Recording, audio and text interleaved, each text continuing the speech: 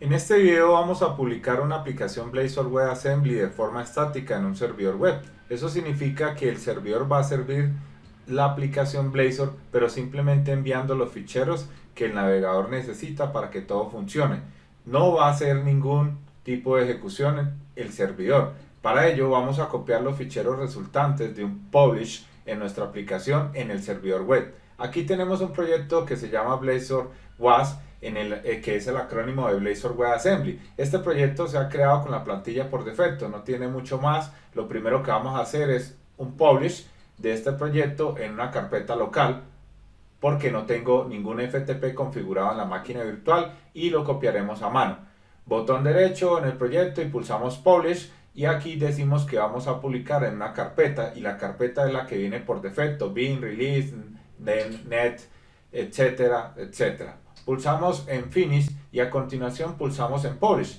Ya se está publicando la aplicación y ahí tenemos publicada. Vamos a verificar que todo está dentro, debería estar dentro de esta carpeta ubicada. Entramos a C, proyectos, Blazor WebAssembly, bin, release, .net, browser, was, publish y www.root. Como ven, aquí están todos los ficheros que el navegador necesita para ejecutar nuestra aplicación. Ahora vamos a utilizar un Linux, un Ubuntu que tengo instalado bajo el subsistema de Linux de Windows, para comprimir esos ficheros y enviarlos al servidor web.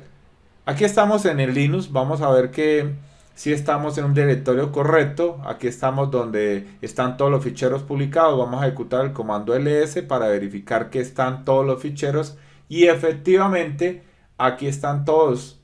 Ahora vamos a comprimirlos en .zip. ¿Cómo? Utilizando el comando zip 9 para que la compresión sea mejor, -r para que sea recursivo, el nombre del fichero www.root.zip y la ruta de los ficheros que queremos comprimir, en este caso /* ya lo está añadiendo todo y lo tenemos verificado, ls www.root.zip, y aquí lo tenemos. Ahora vamos a copiar este fichero a una máquina virtual que tengo en Azure con un servidor web Engis, que se va a encargar de servir nuestra aplicación Blazor.csp www.root.zip Azure user @ y la dirección, que es un poco larga y un poco rara, pero bueno, central, que es el data center, .cloud@azure.com, y ahora con dos puntos ponemos la ruta donde vamos a copiar esto, que es en home Azure user www.root.zip. Me va a pedir una clave privada y ahí está, copiando. Ya lo tenemos. Ahora vamos a entrar a la máquina virtual con SSH a Azure, el dominio que le colocamos. Ya estamos en la máquina virtual. Vamos a verificar que estamos en mi directorio exacto, home user. Y ahora vamos a copiar ese fichero al directorio donde Engis sirve las páginas web por defecto, que es var www html sudo cp www.root.zip var www.root html.